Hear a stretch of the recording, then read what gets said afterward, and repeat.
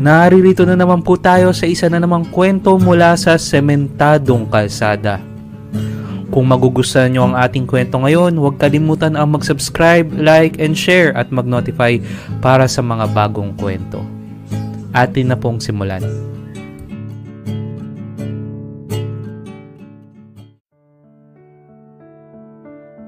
Sa isang bahay sa sentro ng Sementadong Kalsada, namumuhay si Marco, isang binata na labis na apektuhan ng mga pangyayari dulot ng pandemya.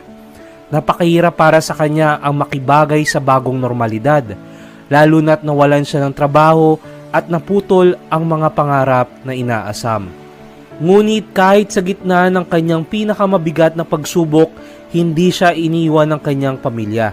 Si Diego, ang kanyang nakatatandang